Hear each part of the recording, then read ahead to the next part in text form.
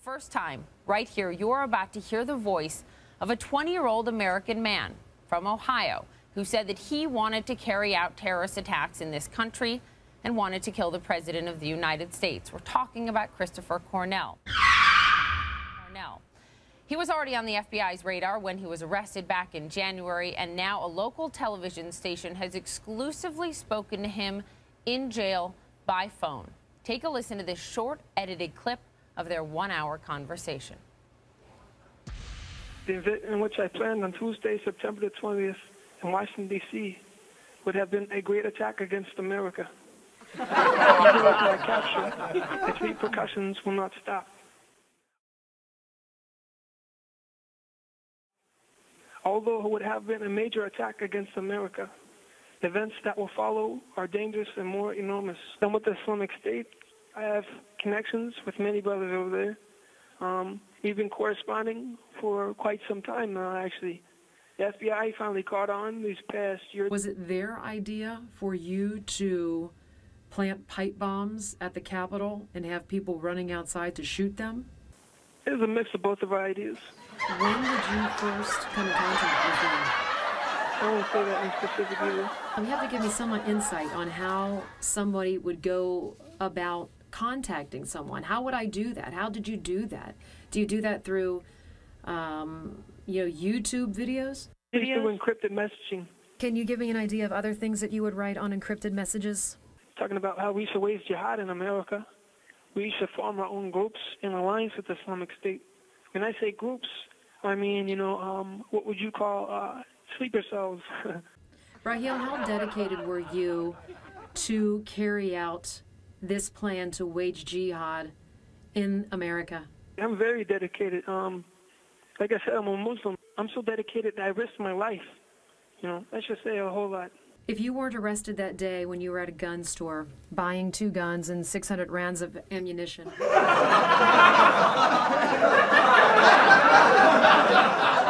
what would you have done? What have I done? I would have took my gun. I would have put it to Obama's head. I would have pulled the trigger. Then I would unleash more bullets on the Senate and the House of Representative members. Then I would attack the Israeli embassy and various other buildings full of kuffar and wage war against those Muslims. And that's what would happen.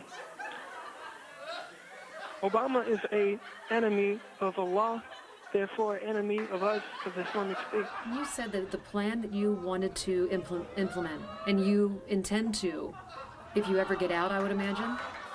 Yes, inshallah, yes. Is in retaliation for what?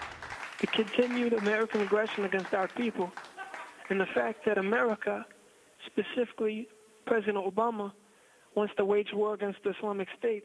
I want to hear what you think is coming. What I think is coming? Many things. There will be indeed many attacks. There will be, like I said, we'll raise the banner of Tawheed over the Capitol. So I'm not going to give away too much. Were you up until January in contact with people overseas? I won't give you that information. But I would tell you I'm in contact with many. How organized is the Islamic State? But the thing is, we are indeed here in America. We're in each and every state. We're here in Ohio. We're here in Ohio. We're in every state. We're more organized than you think. The young man accused of plotting to attack the U.S. Capitol, Christopher Lee Cornell, making his first court appearance, a 20-year-old from Ohio. He had been reportedly on the FBI's radar for months. Agents say he was writing posts on social media supporting Muslim terrorists. Wednesday, after buying 2 semi-automatic rifles and 600 rounds of ammunition, he was arrested. I want to talk about this with former CIA officer Peter Brooks. Good to see you, Peter. Happy Friday. I wish we were talking about something better, but this is something that it needs urgency. We have to explore this. We understand House Speaker John Boehner actually credits surveillance programs here in the U.S. for thwarting this plot. Seem like something you can get behind? Yeah, absolutely. I mean, we should use all the tools, all the appropriate and lawful tools to prevent terrorism. Tools to prevent terrorist attacks here. And what's interesting about that is I believe that the FISA authorization is coming up for another look at Congress to be reauthorized for use. So very, very important. Intelligence is our first line of defense, whether you're talking about the Middle East or Europe or here at home. And then, of course, you use that intelligence and information to bring in law enforcement to deal with what happened in Ohio. He doesn't necessarily fit the profile of what we've been seeing over in Europe. This is not a foreign fighter returned home. This is almost essentially a self-radicalized young man. No previous ties to Islam, no previous ties to that part of the world. So-called mama's boy. And then this happens. A bit of a different profile.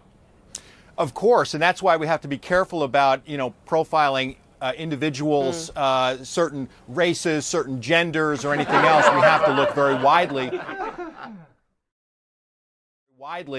Luckily, this individual decided to talk about this on social media, which is probably how he was radicalized, interestingly.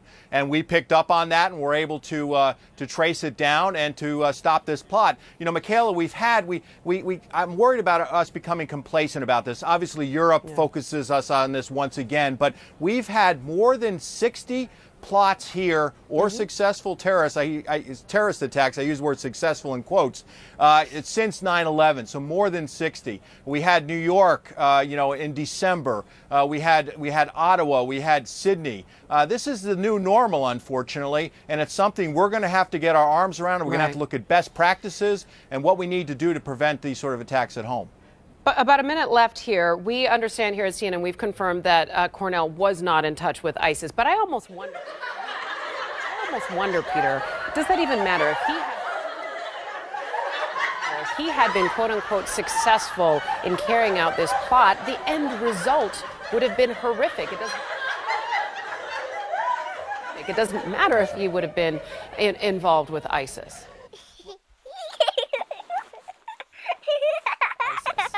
Well, I'm betting we'll find out that he may not have been in touch with them, but I'm guessing he viewed their social media. ISIS, or the Islamic State, is a social media superpower. And that's how they're recruiting people to their cause. And you don't have to go over there for training, and you can watch it on the video, be self-radicalized, homegrown, learn how to pull off these sort of plots. So this is a real problem because the internet transcends national boundaries. To you about Islam, ISIS. Had he ever even been to Washington, D.C.? Did he talk to you about that? He's never. How would he go to one? He's only been out of the state of Ohio maybe 2 or 3 times, and that was years ago. He hasn't left the house in 3 days, maybe 3 times in the last month, other than just to go to the grocery store and buy his groceries. But he never talked to you about ISIS, right? Did he? No. Never spoke anything about ISIS. So who was influencing him? Was he hanging out with any new friends? Well, I don't know. It had to be someone that he met on social network, someone that he thought was his friend, right?